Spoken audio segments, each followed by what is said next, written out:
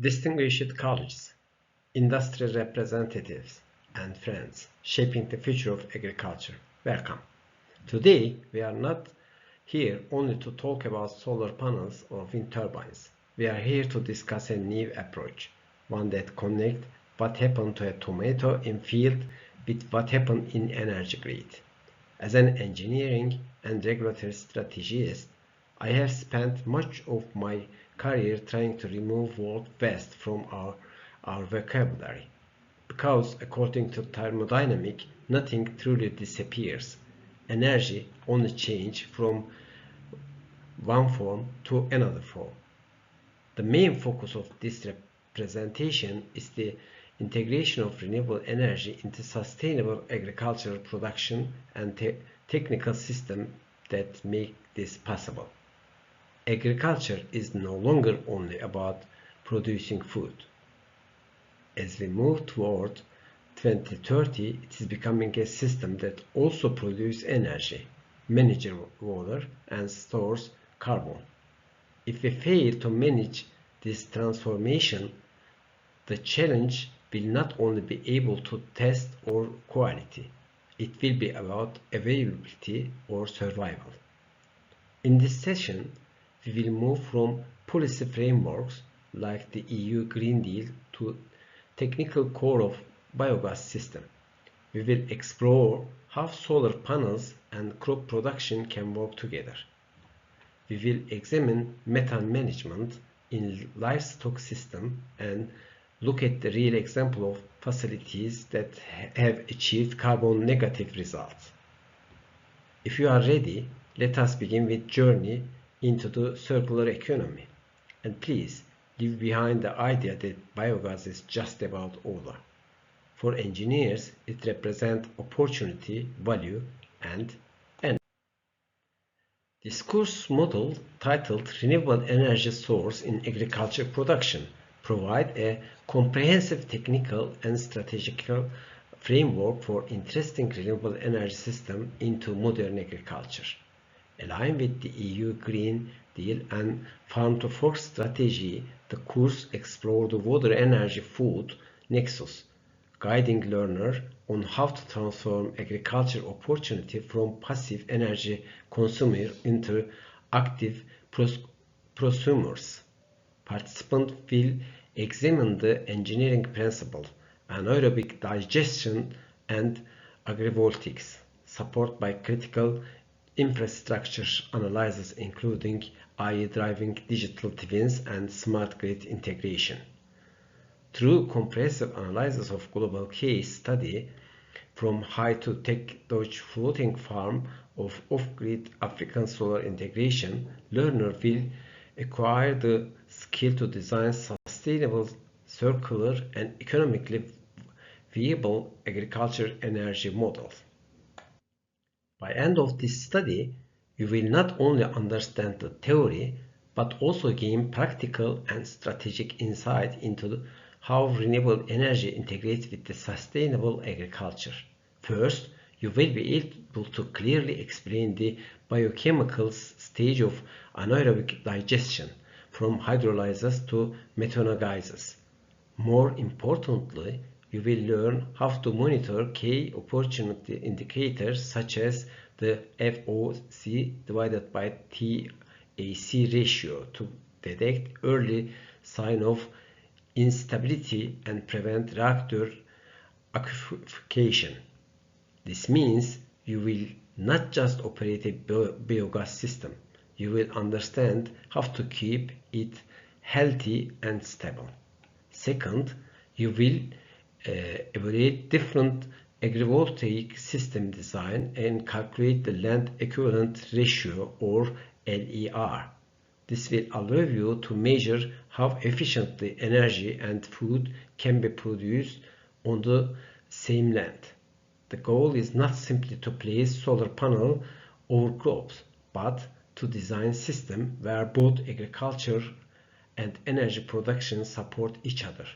Third, you will apply the water energy food nexus approach to design circular business models.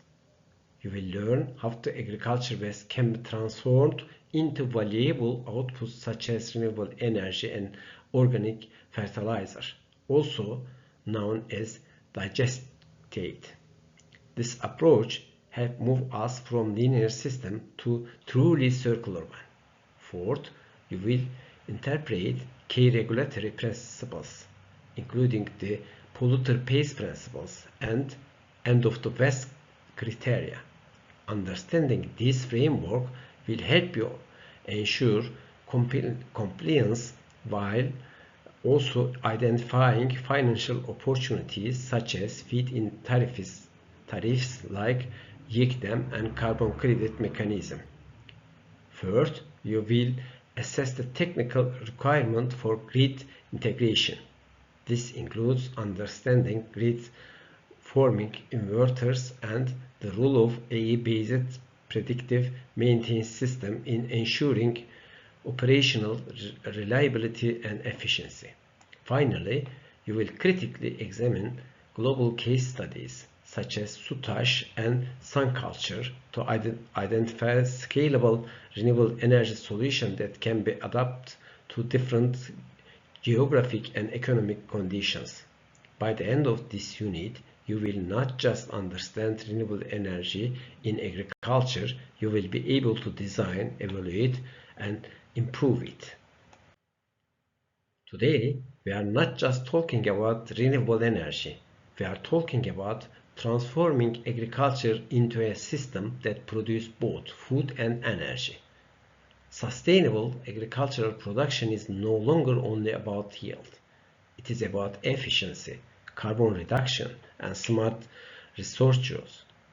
Energy, water, and food must work together as one integrated system. In this presentation, we will explore the technical foundation, the regulatory drivers, and the circular economy strategies that make this transformation possible. Because agriculture is no longer just a food sector, it is becoming an energy sector. Let us continue with it. Let's step back and look at the biggest picture. The WEF nexus, water, energy, and food. It may sound academic, but in real life, it is very simple. The energy used to pump the water needed to produce 1 kilo of cheese can make up nearly half of that cheese carbon footprinting. The numbers are clear. Agriculture uses about 70% of the world's fresh water. It also produces around 24% of global greenhouse gas emissions. This means we are both causing and suffering from the climate crisis. EU Green and the Farm to Fork strategy send a clear message. Linear production is over. The old model, take, make, use, throw away, no longer works. No, let's focus on key idea. Prosumer, both producer and consumer. In the past, a farmer bought diesel, paid for electricity, and simply sold crops. Today, a farmer can produce electricity from solar panels, generate biogas from farm waste, and sell extra energy back to the grid. Energy price change are no longer only a risk, they can be an advantage. Cutting food waste by 50% by 2030 is not just a moral goal. It is about making the system more efficient and reducing losses. Energy and food are not separate sectors. They are part of the same living system. If one fails, the other cannot survive. Let's put on our lab coats for a moment. Biogas is what I call microbial magic, but it doesn't work by simply digging a hole and throwing manure into it. This is a real biochemical process engineering. The system has four main stages: hydrolysis, acidogenesis, and metagenesis. Different microbes work at each step. and they are not always good teammates. Acid forming bacteria grow fast and quickly lower the pH. Methane producing microbes are much more sensitive. If the pH drop too much, they slow down or stop. This is called acidosis or reactor souring, and your expensive plant can suddenly stop producing gas. To avoid this, we monitor the FOS-TAC ratio, thinking of it as a health check for the reactor. FOS shows the level of volatility fatty acid. TAC shows the system buffering capacity. The safe range is about 0.3 to 0.4. If it goes about 0.4, the reactor is basically saying you feed me too much. If you ignore that warning, the process can fail. And manure alone is not enough for high gas output. Its energy content is low. That is why co-digestion is so important. When we mix manure with food waste or grass trap waste, we increase the biomethane potential. In simple terms, engineering here means design the right dye for microbes so they can produce maximum energy. Theory is important, but real success is seen in practice. Let's look at the strong example from Turkey, Sütaş. What we see there is not just a dairy company, it is also an energy producer. At Sütaş facilities, there is a 18.1 megawatt hour of installed power. This means they produce about 80% of their own electricity from their own waste. In simple terms, cows do not only produce milk, they also help power to factory. This is circular model in action. Here is how the system works.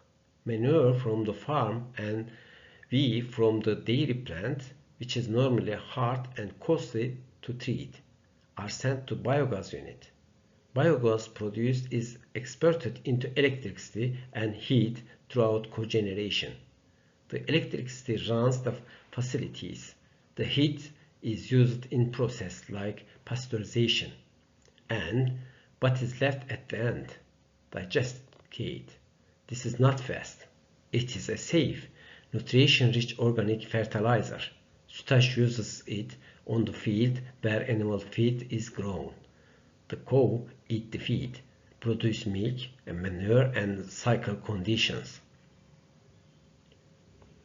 The result is a system that not only produces food and energy but also reduces the carbon emissions. It is a powerful example of how waste can become value and how a food company can move toward being carbon negative. Let's talk about solar energy. The technology that ends the year-long food versus energy fight, agrivoltaic system. Our farmers generally think that if we plant solar panels in the field, soil underneath will die. Scientists say the exact opposite. Our magic word here is land equivalent ratio. Let me explain with simple math. You have 1 acre of land. If you plant wheat on all of it, you get 100% wheat. If you install panel on all of it, you get 100% of electricity. But if you do agrivoltaic by placing the panels separately or high up, you can get 80% wheat and 80% electricity.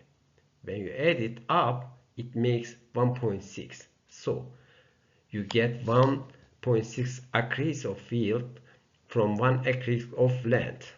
How does this happen? Plants psychologically came into play.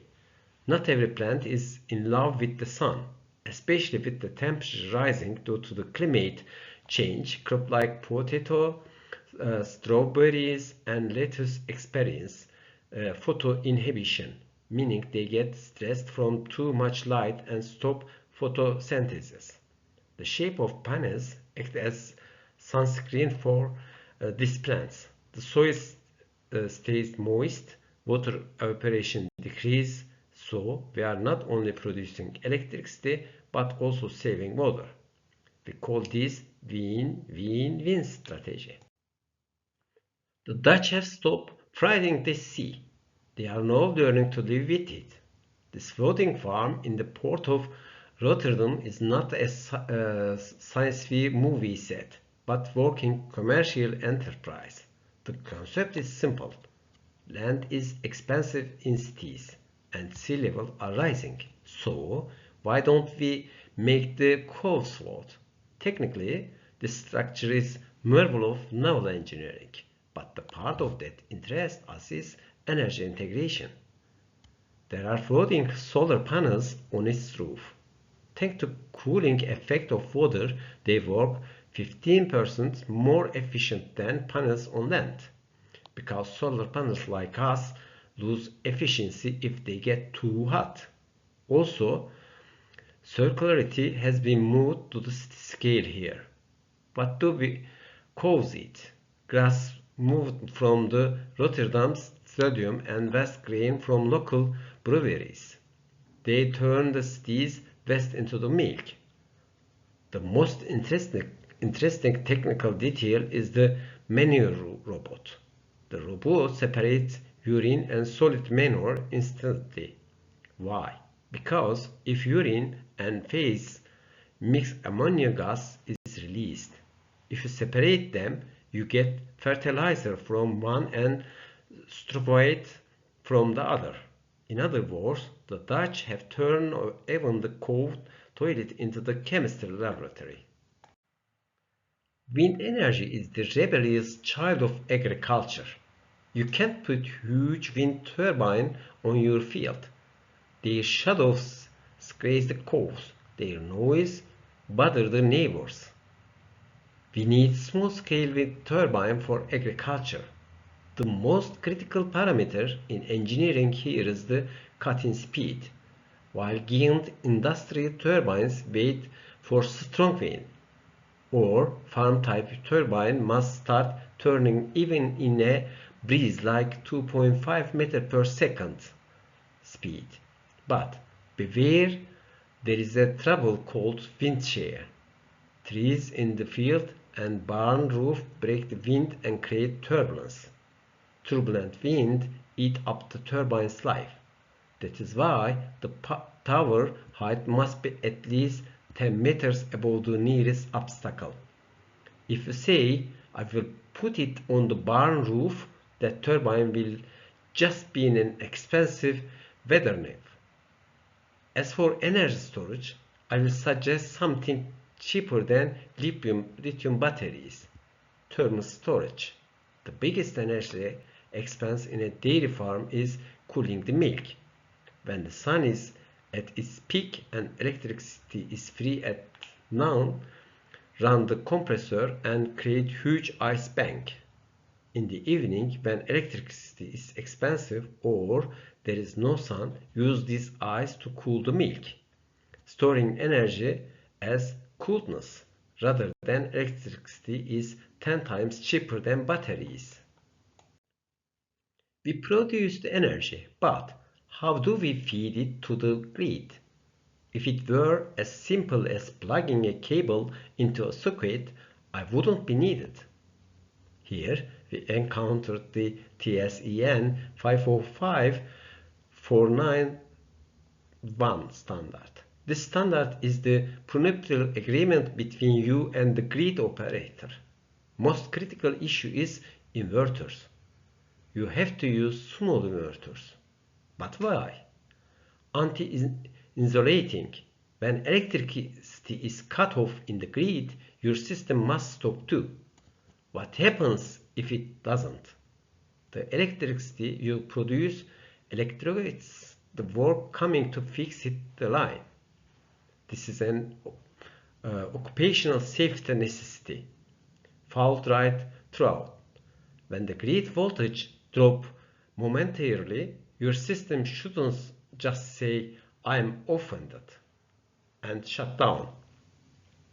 It must continue to support the grid and must importantly grid forming technology. It allows your farm to work as a microgrid when the power goes out. Imagine if you can't make the calls because the power is cut, the animals get mastitis. A grid forming inverter creates its own voltage and making parlor continue to operate. We will now see more tables than shovels in the farmer hands. Artificial intelligence and digital twins technology are the brain of agriculture energy. We use AI for bioprocess optimization in biogas plants. Biological processes are chaotic, not linear. A risk that an operator would notice 5 hours after a pH change. A yield algorithm notices 2 days in advance from data trends. It says warning acid is accumulating, reduce feeding. We call this predictive maintenance. Fixing it after failure is firefighting. Preventing it before failure is engineering. In agrivoltaics, we use digital twins. We create a virtual copy of the field on the computer. Solar panels change their angle according to instantaneous photovoltaics need to the plant underneath. When a cloud comes, the panels open. When the sun is scorching, the panels close to shade the plant. We are talking about solar panels that talk to plants. Also, thanks to DMRF, Digital Monitoring Reporting Verification, you can verify and sell your carbon credits on the blockchain without human error. In fact, the technology is ready, but are the laws ready? In Europe, things work with stick. In Turkey, with a carrot. The EU approach is based on the polluter pays principle. Denmark achieved a world first by introducing a tax on cow burps. Yes, you heard right. Farmer will pay a carbon tax per animal. This situation has turned establishing a biogas plant from being an environmental activity into a necessity to avoid bankruptcy. In Turkey, there is the zero waste regulation and YEKDEM. YEKDEM gives a purchase guarantee in dollars to cents for electricity produced from biomass. This is a nice incentive. However, our strategic gap is the end of waste criteria, because that valuable digestate coming out of biogas still appear as a waste in legalization. Its sale and transport gets stuck in bureaucratic obstacles. Transitioning to this product status as soon as possible will be the biggest reform to open the sector's path. There are others doing this well in the world. The sun culture example in Kenya is magnificent. There is no electricity in Africa, but plenty of sun. The pump groundwater with IoT-based solar pumps. Does the farmer have money? With the pay-as-you-grow model, they pay for pump as they sell the crop. The noise and smoke of diesel generator ended. Yields increased by 300%. At the other hand, there is the Israel kibbutz model. They farm in the middle of the desert. How? By the desalinating seawater with solar energy. There is no other model where energy and water are so intertwined. Opportunity for interpreters here is the energy as a service model. The farmer doesn't understand building a power plant. You build it, operate it, and sell electricity them at the discount. Or do disengage valorization, turn the false meaning waste into packaged, brand value organic fertilizer and sell it. There is money, invest, friends, as long as you know how to look. Wrap up our 2030 vision is clear. As self-powering carbon neutral and zero-waste agriculture ecosystem. Our technology have proven themselves. They are not experimental. The biggest obstacle ahead is not technological, but the lack of regulatory compliance and technical capacity. We have to train our farmer not just a tractor driver, but as a power plant operators. As engineers, our duty is not only to produce safe food, but to make the world where the food is produced safe as well. Remember, you can't negotiate with the nature, but you can cooperate with it. Renewable energy is the strongest contract of this cooperation. Thank you for listening. Now we can move on to my favorite part, the difficult questions. Thanks for listening.